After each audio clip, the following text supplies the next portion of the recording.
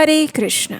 पुरुषोत्तम मास में करने योग्य सिर्फ कुछ ही काम है, और वो है परम भगवान श्री कृष्ण की भक्ति करना, उनके पवित्र नामों का जप करना, प्रातः काल में स्नान करना, अधिक से अधिक उनकी कथा का श्रवण करना, भगवत गीता श्रीमद् भागवतम का पाठ करना, अपनी मानसिक चेतना को शुद्ध बनाए रखना और जितना संभव हो उतना अधिक से अधिक दान देना। इस प्रकार पुरुषोत्तम मास का पालन करने से मनुष्य हर प्रकार की सिद्धि, रिद्धि, ऐश्वर्य, सुख, संपत्ति और सबसे विशेष भगवान की भक्ति प्राप्त कर सकता है। और इसीलिए प्रतिदिन प्रातः काल में हम सुन रहे हैं इस पुरुषोत्तम मास का महात्म्य गाती हुई अनेकों पौराणिक कथाएं। तो चलिए हमारी इस कथा यात्रा को आगे बढ़ाते हैं और सुनते हैं आज की पुरुषोत्तम मास विशेष कथा। आइए आज की अधिक मास कथा आरंभ करते हैं। श्री सुत गोस्वामी ने कहा, नारद मुनि भगवान नारायण के मुख से राजा दृढ़धनवा के चरित्र को सुनने के बाद आगे की कथा बताने के लिए उनसे प्रार्थना करते हैं। नारद मुनि ने कहा, हे भगवान, राजा दृढ़धनवा ने वाल्मीकि ऋषि से कौन सा प्रश्न किया, कृपया मुझे विस्तार से बताइए। तब भगवान श्री नारायण कहते हैं, राजा दृढ़धनवा ने महर्षि वाल्मीकि से कहा, हे महर्षि, सबसे पहले इस मोक्षदायक पुरुषोत्तम मास का व्रत, स्नान और साधना किसने किया था? इस मास की सेवा मोक्ष पाने के लिए कैसे की जाती है और उसमें दान की विधि क्या है? पूर्व जन्म में सुदेव ब्राह्मण के रूप में मैंने इसकी विधि पूर्वक सेवा की थी, जिससे मेरा पुत्र जीवित हुआ था। हे तपोधन, इस जन्म में उसके सारे नियमों को मैं भूल चुका हूँ। कृपया मुझे फिर एक बार इसकी विधि विस्तार से सुनाइए। तब वाल्मीकि ऋषि ने कहा, इस मास के प्रथम दिन से ही प्रातः काल में उठकर भगवान श्री कृष्ण का स्मरण करते हुए एक बड़ा सा जलपात्र लेकर नैऋत्य दिशा की ओर जाएं। इस मास में व्रती घर से बाहर इसी भांति जाकर जनेऊ को दाहिने कान पर चढ़ाकर प्रातः सायं उत्तर की ओर मुंह करके पृथ्वी पर घास बिछाकर सिर ढककर और मुख को बंद करके बैठे, न थूके और न बोले। अगर रात्रि हो तो दक्षिण मुख होकर शौच करें। तत्पश्चात शुद्ध मिट्टी से स्वयं को स्वच्छ करें। 14 बार पैरों में मिट्टी मलकर शुद्ध करें। यह शुद्धि तीर्थ जल से ना करें, साथ में लाए हुए जल से करें। तीर्थ के जल से दूर बैठकर यह शुद्धि करनी चाहिए। इस शुद्धि को करने के बाद तीर्थ में शुद्धि करें, अन्यथा वो अशुद्ध रहता है। यह व्रती की शुद्धि है। गृहस्थ जीवों को चाहिए कि वे शौच के बाद आगे बताई गई विधि से शुद्ध होकर 16 अथवा 12 बार कुल्ला करें। लघु शंका के बाद 8 या 4 बार कुल्ला करें। हस्त शुद्धि के बाद नेत्रों से जल लगाकर दातून लेकर ये कहें, हे वनस्पते, तुम्हारे से हमें बल, आयु, यश, तेज, पशु, संतान, धन, ब्रह्मतत्व, मेधा, शक्ति और बुद्धि मिले। दातून में गांठ, छेद अथवा कीड़े आदि का निशान नहीं होना चाहिए। वह छोटी उंगली के समान मोटी और 12 अंगुल लंबी होनी चाहिए। दातून को दांतों से चबाकर कूंची बना ले और फिर उससे दांत और मुख साफ करें। दातून के बाद 12 बार कुल्ला करके मुख शुद्धि करें। रविवार के दिन नीम की दातून करें और उसके बाद स्नान करें। समुद्र में मिलने वाली नदियों का स्नान उत्तम और तालाब, कुआं, बावड़ी का मध्यम कहा गया है। स्नान के बाद तीर्थ देवताओं का तर्पण करें। घर में स्नान करना गृहस्थों को साधारण कहा गया है। स्नान के बाद शुद्ध पवित्र वस्त्र पहनकर कंधे पर अंगोछा धारण करें। पवित्र स्थान पर आसन बिछाकर पूर्व या उत्तर मुख होकर शिखा में गांठ लगाकर बैठकर दोनों घुटनों के बीच हाथ रखकर पवित्री उंगली में पहनकर 3 बार आचमन करें। पवित्री आचमन के बाद गोपी चंदन अथवा मृत्तिका से खड़ी लकीरों वाला ऊर्ध्व पुंड्र या आड़ी लकीरों वाला त्रिपुंड लगाकर दोनों के मध्य में बिंदी लगाकर तिलक करें। गोपी चंदन से भुजाओं पर शंख और चक्र बनाएं और ये सभी पापों का नाशक है। जिसके शरीर में शंख चक्र आदि दिखते हैं वह मनुष्य केवल मरण धर्मा ही नहीं, भगवान का शरीर हो जाता है। उस मनुष्य के पाप भी चक्र आदि धारण मनुष्य से पुण्य बन जाते हैं। इसके बाद प्राणायाम और संध्या वंदन करें। प्रातःकालीन संध्या तारों के रहते करनी चाहिए और उसके बाद गायत्री मंत्र का जप करना चाहिए। सूर्य के उदय होने पर हाथ जोड़कर दर्शन करें और अर्घ्य दें। सायंकाल अपने पांव तथा पृथ्वी को नमस्कार करें। दिन भर की कमी के लिए यस्य स्मृतत्य ये मंत्र बोलकर क्षमा मांगे। दिन के पहले भाग में अपने नित्य कर्म को करके पुनः श्री पुरुषोत्तम भगवान की आराधना करें। पुरुषोत्तम मास में भगवान की पूजा की विधि बताते हुए महर्षि वाल्मीकि ने आगे कहा, हे राजन, लिपि पुती शुद्ध भूमि में मन और वाणी को वश में करके एक चौकोर या गोल मंडप बनाएं। चौकी पर चावलों से अष्टदल कमल बनाकर उस पर सोने, चांदी, तांबे अथवा मिट्टी का कलश शुद्ध जल से भर कर रखें। कलश के स्थापन के बाद उसमें तीर्थों का आवाहन करें। तत्पश्चात गंध, पुष्प, धूप, दीप से मंत्र बोलता हुआ पूजन करें। उसके ऊपर वस्त्र से ढका तांबे का पात्र रखें, जिस पर श्री राधा कृष्ण की सुवर्ण प्रतिमाएं स्थापित करके उनका पूजन करें। पुरुषोत्तम मास के देवता पुरुषोत्तम भगवान श्री कृष्ण स्वयं हैं। इस मास में पुरुषोत्तम भगवान का पूजन परम कर्तव्य है। मनुष्य को बार बार ग्राम, धन, पुत्र, घर आदि तो प्राप्त हो जाते हैं, लेकिन ये मनुष्य देह फिर नहीं मिलती।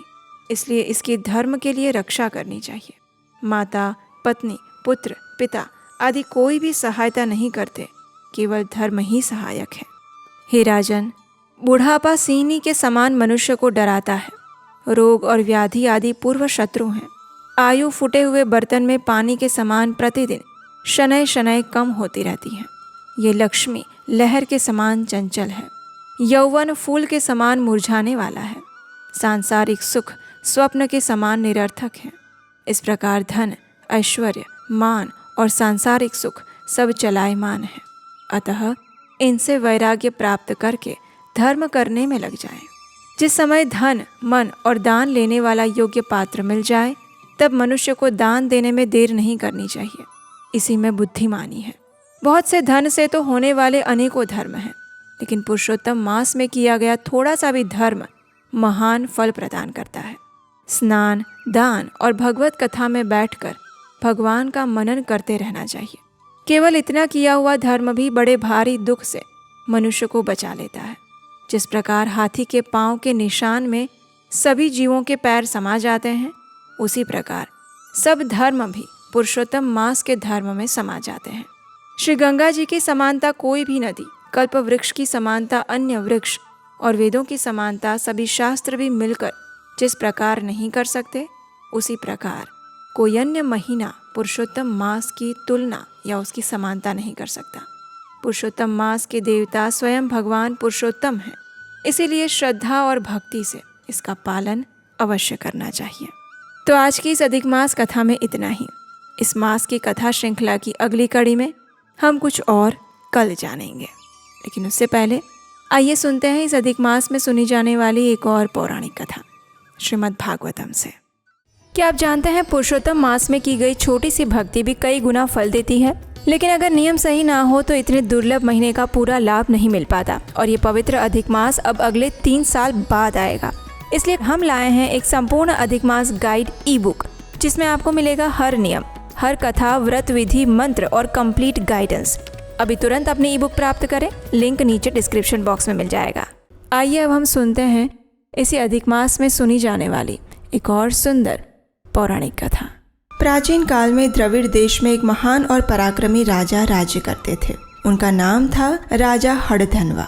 राजा ने अपने पिता चित्रधनवा से इस विशाल राज्य को प्राप्त किया था और कुशलता पूर्वक राज्य करते थे। उनकी एक सुंदर रानी थी और 4 पुत्र तथा 1 पुत्री भी थी। राजा हड़धनवा के कुशल राज्य कारोबार से उनकी प्रजा उनसे पूर्ण रूप से संतुष्ट भी थी। अब एक दिन क्या हुआ कि राजा हड़धनवा अपने कुछ सैनिकों के साथ शिकार खेलने जंगल में चले गए। शिकार के पीछे भागते भागते राजा अकेले ही काफी दूर निकल गए और वे रास्ता भटक गए। प्यास के कारण उनका गला सूख रहा था। राजा ने पास में ही एक झील देखी। अपने घोड़े से उतरकर उन्होंने झील का शीतल जल पिया और एक पेड़ के नीचे विश्राम करने लगे। जब राजा विश्राम कर रहे थे तो वहाँ एक तोता आया और कुछ बोलने लगा। अब राजा इतने विद्वान और निपुण थे कि वे पशु पंछियों की भाषा को भी समझ पाते थे। अब तोते ने राजा को सुनाई दे उतनी तेज आवाज में कहा, ऐसे भी कुछ लोग होते हैं जो भौतिक सुख समृद्धि प्राप्त होने के बाद मनुष्य जीवन का उद्देश्य भूल जाते हैं। इतना बोलकर तोता रुक नहीं गया। उसने इसी वाक्य को अनेक बार दोहराया। कुछ समय बाद राजा के सैनिक राजा को ढूंढते हुए वहां आ पहुंचे और राजा भी उनके साथ वापस अपने महल में चले गए। लेकिन उस तोते की आश्चर्यजनक बात ने राजा के मन को विचलित कर दिया था। वे बार बार उसी विषय में सोच रहे थे कि ये तोता मुझे ऐसा क्यों कह रहा था। कुछ समय बाद महान ऋषि वाल्मीकि वहां आते हैं। राजा को इस प्रकार विचारमग्न अवस्था में देखकर ऋषि वाल्मीकि ने राजा से पूछा, हे प्रिय राजा, आप इतने चिंतित क्यों प्रतीत हो रहे हैं?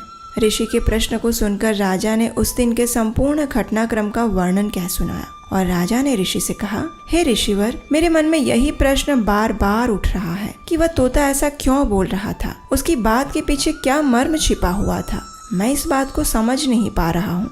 तब वाल्मीकि ऋषि कुछ समय ध्यान मग्न होकर अतीत के उस अंश को सुलझाने का प्रयास करने लगे। कुछ क्षण बाद अपने नेत्र खोलकर ऋषि वाल्मीकि ने राजा से कहा, हे राजन, वह तोता आपके पूर्व जन्म का पुत्र था।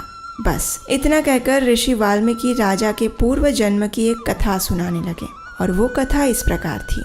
पूर्व जन्म में राजा हड़धनवा एक ब्राह्मण थे। उनका नाम सुदेवा था और उनकी एक सुंदर और पतिव्रता पत्नी थी जो कि ऋषि गौतम की पुत्री गौतमी थी। सुदेवा और गौतमी वैदिक आदेशों के अनुसार एक आदर्श दंपति का उदाहरण प्रस्तुत कर रहे थे। उनके जीवन में बस एक ही दुख था और वो था निसंतान होने का।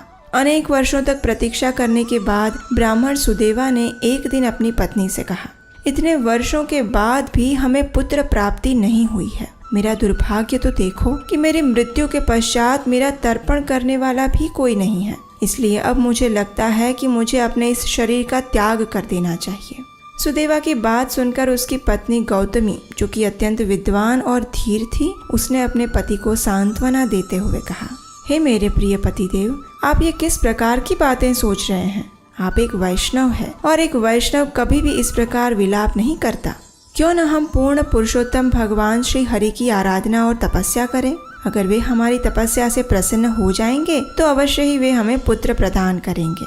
ये सोचकर सुदेवा और गौतमी ने भगवान श्री हरि की तपस्या करना प्रारंभ किया। अनेक प्रकार की तपस्या और नाम जप करते करते उन्हें 4000 वर्ष व्यतीत हो गए और अंत में भगवान नारायण उनकी तपस्या और आराधना से प्रसन्न हुए। अपने वाहन गरुड़ के ऊपर आसीन भगवान श्री नारायण अत्यंत तेजोमय और कांतिमय लग रहे थे।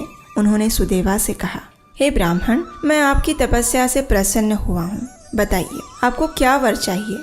तो सुदेवा ने कहा, हे मेरे प्रिय प्रभु, यदि आप हमारी तपस्या से प्रसन्न हैं तो कृपया आप हमें एक पुत्र प्रदान करें। सुदेवा की बात सुनकर भगवान नारायण ने अत्यंत गंभीर वाणी में कहा, हे सुदेवा, मैं तुम्हारी इस इच्छा को पूर्ण नहीं कर सकता। इसके सिवा तुम कुछ और मांग सकते हो, क्योंकि आने वाले 7 जन्म तक तुम्हारे भाग्य में संतान योग नहीं है। बस इतना ही सुनना था कि सुदेवा ब्राह्मण उसी समय मूर्छित हो गए। उन्होंने सोचा कि मैंने 4000 वर्षों तक तपस्या की और अंत में भगवान स्वयं मुझे ये कह रहे हैं। इस बात को सहन ना कर पाने के कारण वे मूर्छित हो गए।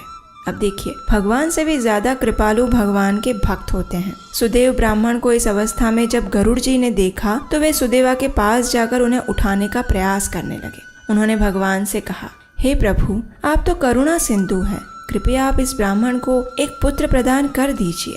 गरुड़ की बात सुनकर भगवान श्री हरि मुस्कुराए और उन्होंने गरुड़ से कहा, हे गरुड़, तुम भी मेरे जितने ही सामर्थ्यवान हो, इसलिए ऐसा करो कि तुम इस ब्राह्मण को वर दे दो और फिर तुम्हारे वचन को पूर्ण करने के लिए मैं इस ब्राह्मण को पुत्र प्रदान कर दूंगा।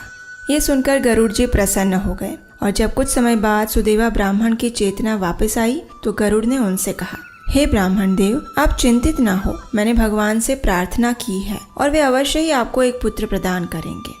ये बात सुनकर सुदेवा ब्राह्मण अत्यंत प्रसन्न हो गए। कुछ समय बाद गौतमी ने गर्भ धारण किया और उन्होंने एक तेजस्वी और सुंदर पुत्र को जन्म दिया। उस पुत्र का नाम सुखदेव रखा गया। यह बालक अत्यंत विद्वान था। वह शास्त्रों का अध्ययन करता था, भगवान की पूजा अर्चना करता और सभी सद्गुणों को धारण करने वाला था। अब एक दिन क्या हुआ कि महान देवल मुनि सुदेवा ब्राह्मण के घर पर पधारे। गौतमी और सुदेवा ने उनका उचित आतिथ्य सत्कार किया और देवल मुनि उनसे प्रसन्न हुए। जब सुदेवा और गौतमी ने देवल ऋषि को कहा कि वे उनके पुत्र सुखदेव को आशीर्वाद प्रदान करें, तो उस समय देवल ऋषि अत्यंत गंभीर हो गए और उन्होंने कहा कि आपके पुत्र का आयुष्य अत्यंत कम है। जब वह 12 वर्ष का होगा तो उसकी मृत्यु हो जाएगी। देवल मुनि की बात सुनकर सुदेवा और गौतमी अत्यंत दुखी हो गए, लेकिन विधाता के लेख को कौन मिथ्या कर सकता है। जब सुखदेवा 12 वर्ष का हुआ तो एक दिन वह नदी में स्नान करने गया हुआ था। कुछ समय बाद उसके मित्र ने आकर सुदेवा को सूचना दी कि नदी में डूब जाने के कारण सुखदेव की मृत्यु हो गई थी। अब ये सुनकर सुदेवा और गौतमी सीधे भागकर नदी किनारे गए और वहां उन्होंने अपने मृत पुत्र के शरीर को लेटा हुआ देखा। अपने मृत पुत्र को गोद में लेकर सुदेवा और गौतमी विलाप करने लगे। अपने पुत्र के सुंदर मुख को देखकर बार बार कहने लगे, हे पुत्र, वापस आ जाओ। हे प्रभु, कृपया हमारा पुत्र हमें लौटा दीजिए।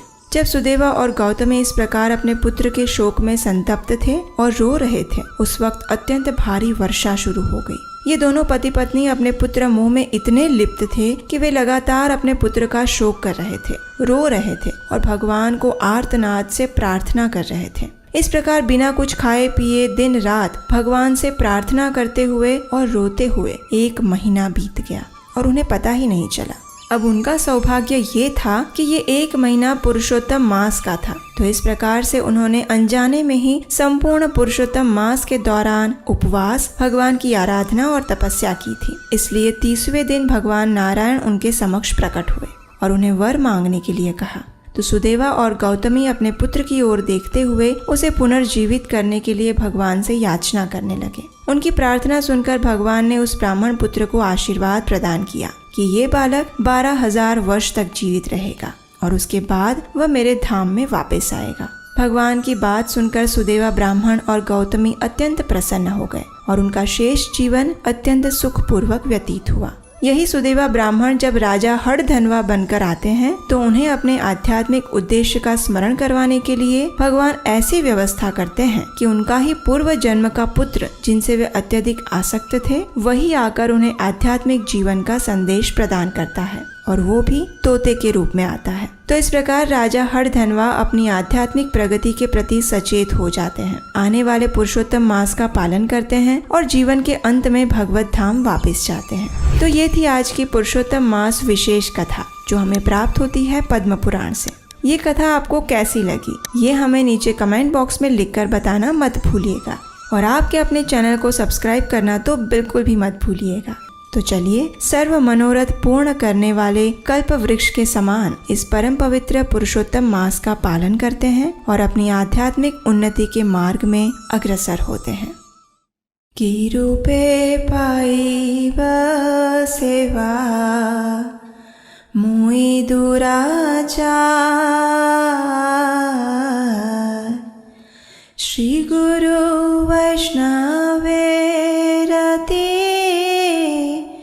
नहेले अमार, अशेष माया ते मन मगन होइल, वैष्णवे तिलेश मात्र रति ना जन्मील, विषय भूलिया अंध हैनु दीवानी, गले फांस दीते फिरे माया से पिशाची, इहारे करिया जय छाड़न नाया, साधु कृपा बिना नाही क उपाय, अदोष दर्शी प्रभु पतित उद्धार, ए बार नारो तमे करह निस्तार, की रूपे पाइब सेवा मुई दुराचार। भगवद गीता अध्याय 15 पुरुषोत्तम योग। ऊर्ध्वमूलम् अधः शाखम् अश्वत्थं प्राहुरव्ययम् छन्दांसि यस्य पर्णानि यस्तं वेद स वेदवित्। भगवान ने कहा जाता है कि एक शाश्वत अश्वत्थ वृक्ष है। उसकी जड़ें तो ऊपर की ओर है और शाखाएं नीचे की ओर, और पत्तियां वैदिक स्तोत्र हैं। जो इस वृक्ष को जान लेता है वो वेदों का ज्ञाता बन जाता है। अधश्चोर्ध्वं प्रसुतास्तस्य शाखा गुणप्रवृद्धा विषयप्रवालः अधश्च मूलान्यनुसन्ततानि कर्मानुबन्धेनि मनुष्यलोके। इस वृक्ष की शाखाएं ऊपर और नीचे फैली हुई है और प्रकृति के 3 गुणों द्वारा पोषित होती है। इसकी टहनियां इंद्रिय विषय हैं। इस वृक्ष की जड़ें नीचे की ओर भी जाती है, जो कि मानव समाज के सकाम कर्मों से बंधी हुई है।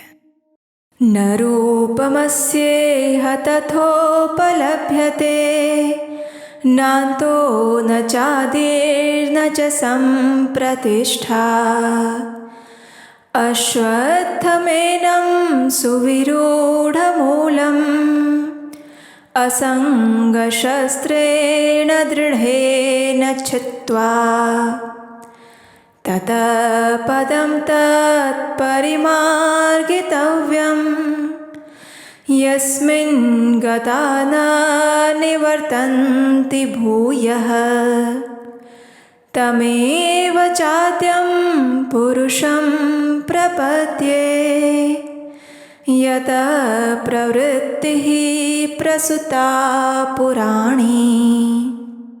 इस वृक्ष के वास्तविक स्वरूप का अनुभव इस जगत में नहीं किया जा सकता। कोई भी नहीं समझ सकता कि इसका आदि कहाँ है, अंत कहाँ है, या फिर इसका आधार कहाँ है। लेकिन मनुष्य को चाहिए कि इस दृढ़ मूल वाले वृक्ष को विरक्ति के शस्त्र से काट गिराए। तत्पश्चात उसे ऐसे स्थान की खोज करनी चाहिए जहाँ जाकर वापस लौटना ना पड़े और जहाँ उस भगवान की शरण ग्रहण कर ली जाए, जिससे अनादिकाल से प्रत्येक वस्तु का सूत्रपात और विस्तार होता आया है। निर्माण मोहाजित संग दोषा अध्यात्म नित्या विनिवृत्त कामः द्वन्द्वैर्विमुक्तः सुख दुःख संज्ञैर् गच्छन्ति अमूढः पदम अव्ययं तत्। जो झूठी प्रतिष्ठा, मोह और कुसंगति से मुक्त हैं, जो शाश्वत तत्व को समझते हैं, जिन्होंने भौतिक काम को नष्ट कर दिया है, जो सुख और दुख के द्वंद्व से मुक्त हो चुके हैं और जो मोह रहित होकर परम पुरुष के शरणागत होना जानते हैं, वे उस शाश्वत राज्य को प्राप्त होते हैं। न तद्भासयते सूर्यो न शशांको न पावकः यद्गत्वा न निवर्तन्ते तद्धाम परमं मम। वो मेरा परम धाम न तो सूर्य या चंद्र के द्वारा प्रकाशित होता है और न अग्नि या बिजली से। जो लोग वहां पहुंच जाते हैं ना, वे इस भौतिक जगत में फिर से लौट कर नहीं आते। ममैवांशो जीवलोके जीवभूतः सनातनः मनः षष्ठानि इन्द्रियाणि प्रकृतिस्थानि कर्षति। इस बद्ध जगत में सारे जीव मेरे शाश्वत अंश हैं। बद्ध जीवन के कारण वे 6 इंद्रियों से घोर संघर्ष कर रहे हैं, जिनमें मन भी सम्मिलित है। शरीरं यत् अवाप्नोति यच्चापि उत्क्रामतीश्वरः गृहीत्वैतानि संयाति वायुर्गंधा निवाशयात्। इस संसार में जीव अपनी देहात्म बुद्धि को एक शरीर से दूसरे में उसी तरह लेकर जाता है जिस प्रकार वायु सुगंध को लेकर जाता है। इस प्रकार वो एक शरीर धारण करता है और फिर उसे त्याग कर दूसरा शरीर धारण कर लेता है।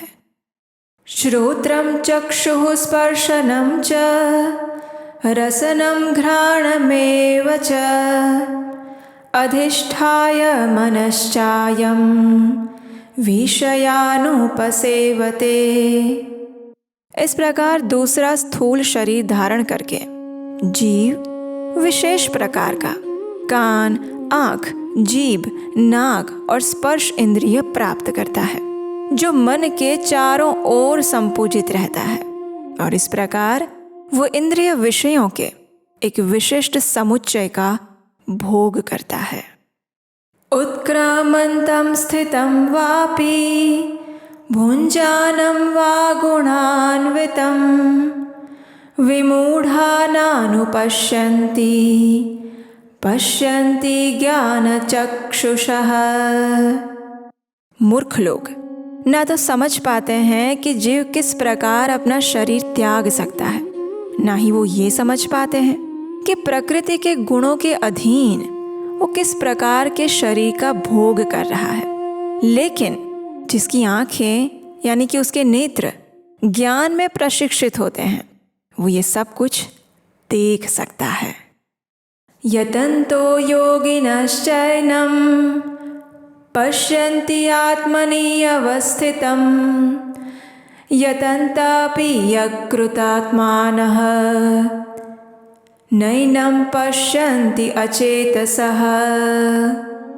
आत्म साक्षात्कार को प्राप्त प्रयत्नशील योगी जन ये सब कुछ स्पष्ट रूप से देख सकते हैं, लेकिन जिनके मन विकसित नहीं हैं और जो आत्म साक्षात्कार को प्राप्त नहीं हुए हैं वे प्रयत्न करने के बाद भी ये नहीं देख पाते कि आखिर क्या हो रहा है।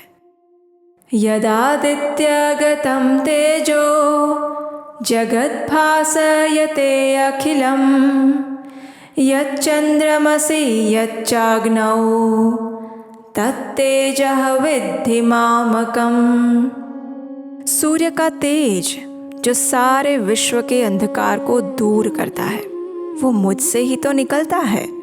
चंद्रमा और अग्नि के तेज भी मुझसे उत्पन्न है।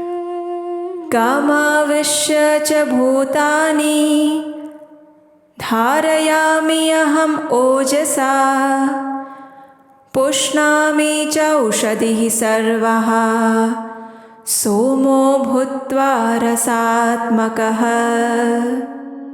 मैं प्रत्येक लोक में प्रवेश करता हूँ और मेरी शक्ति से सारे लोग अपनी कक्षा में स्थित रहते हैं।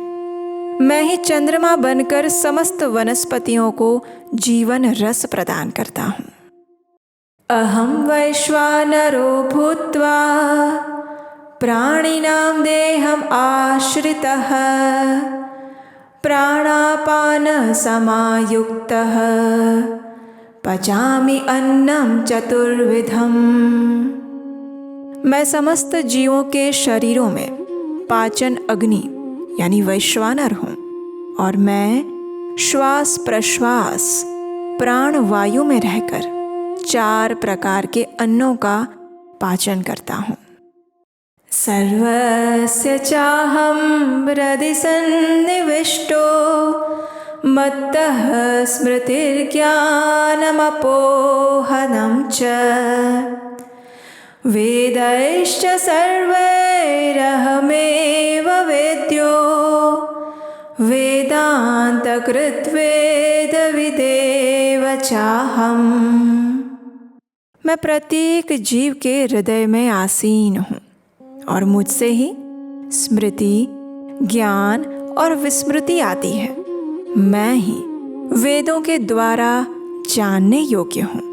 निसंदेह मैं वेदांत का संकलन करता और समस्त वेदों का जानने वाला भी हूँ।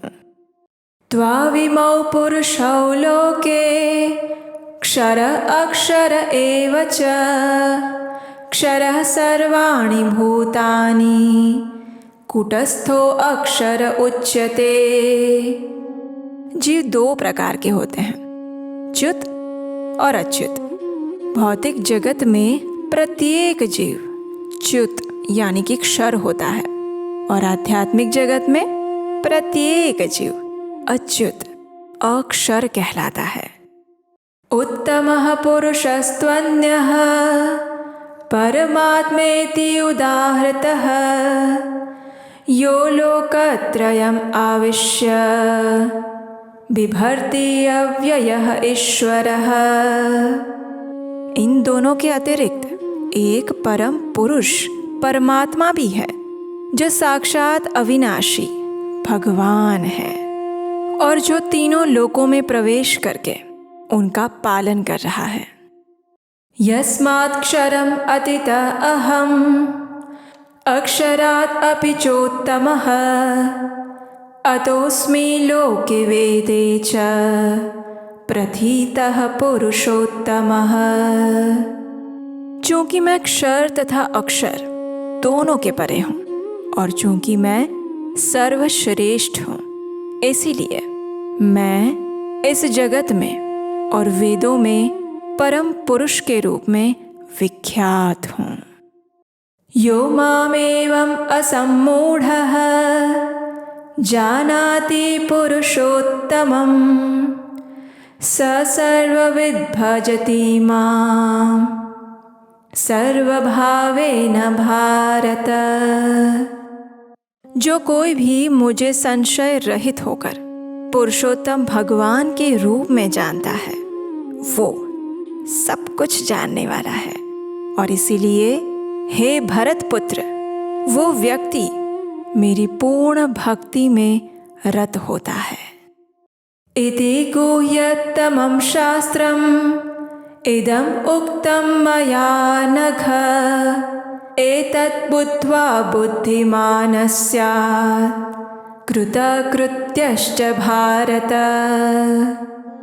हे अनघ, यह वैदिक शास्त्रों का सर्वाधिक गुप्त रहस्यमय अंश है जिसे मैंने अब प्रकट किया है।